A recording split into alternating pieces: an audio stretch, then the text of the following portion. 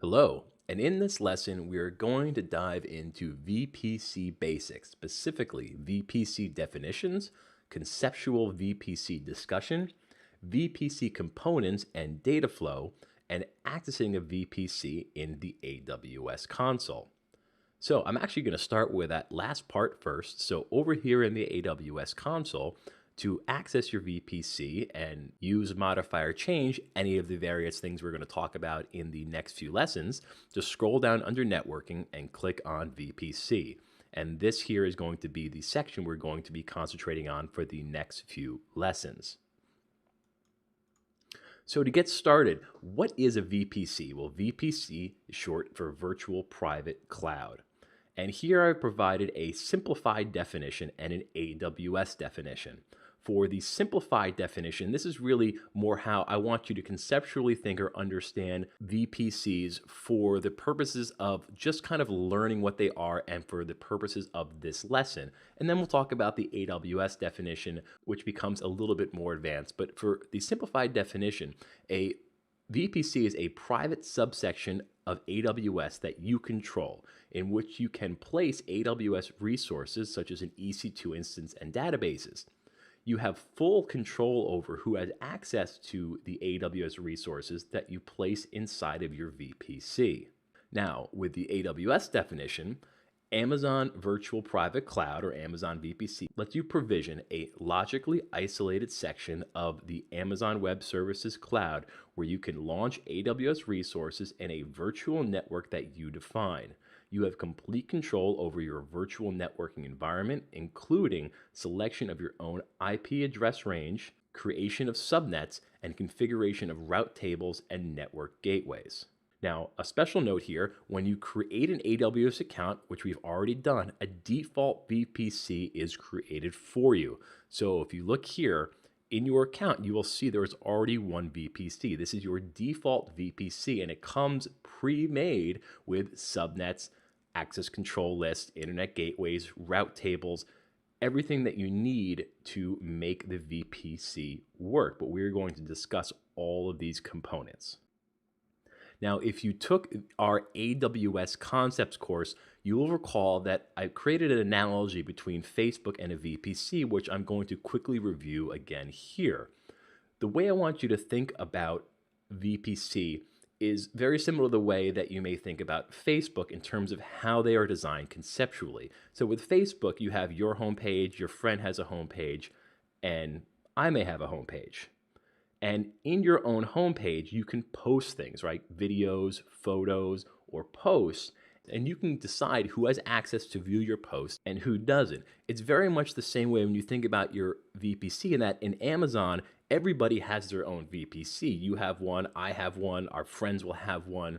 And in our VPC, we will put things like EC2 instances or RDS databases, and we'll have protection around that in which we can only allow in certain people that we want to allow in or block out others. So this is a very simplified way to look at what a VPC is, but I think it's a very good analogy for somebody who's just trying to understand the basic concept of what a VPC is. Now, taking this a step further, let's look at a different way to conceptually explain what a VPC is. And for this, I want you to think of your home network. Whether you have ever thought about it or not, if you have internet access in your home, you have your own private network. And what are the common components of a home network? Well, you have wires, right, that come into your house from the street, which connects you to your internet service provider. You have a modem, which is your connection or gateway to the internet. You have, again, wires connecting your modem to the router. You have a router or switch, which is the device that allows you to connect devices to the network and routes traffic to other devices on the network or through the modem out to the internet. The same is applied to traffic coming into the network. And lastly, you have computers, cell phones, or any other smart devices that you own. So I want you to just conceptually understand your home network in that you have your devices, the computer or the phone you may be watching this video on right now, and those are connected to a router, which may have a wireless access point, or it may be hardwired. Your router is connected to a modem, and your modem is what connects you to your internet provider, which allows you to connect to the internet. So you have this flow of data anytime that you send or request information from something external to your home private network. But your home private network is private, meaning that nobody can get onto your home network unless they have your passwords to access your router and connect to your network. So now let's look at a couple of examples of scenarios with what might happen if certain parts of your home network were to become disabled. So if you were to remove or disconnect the cable, DSL, or fiber modem that you have that connects you to the internet, well, then internally, you can actually still communicate with devices using the router. The router itself does not need an internet connection to allow one computer in your network to talk to another. So you can share files between your computer and your phone using your router without ever having an active internet connection. However, if we switch that around and your wireless or wired router was disconnected or disabled, you would actually still have an internet connection coming into your home or your private network because the modem would still be connected to your internet provider, but your computer or phone would have no way of actually connecting to the modem. So you need every one of these components in order to have a fully functioning working network that has internet connection. So now let's reorganize this information into something that looks more like our VPC diagram on our main page. So here we have the internet. Information flows through and connects to our cable DSL fiber modem, which is the entry point into our home for our private network. That is then connected to our router or switch, which then provides the route to the various devices that we may have connected. And for a lot of us, without even realizing it, we do have a firewall in place, which is a level of security within our private network. So with this image in mind and this understanding of our home network, now let's take a look at what the components of a VPC are. Well, if we kind of switch back and forth really quickly here, we're going to see some very similar things. So first, the internet up here is the same. Then we have our cable DSL or fiber modem, and now we have, for our VPC, an internet gateway. Next, we have a route table, and that replaces our router or switch.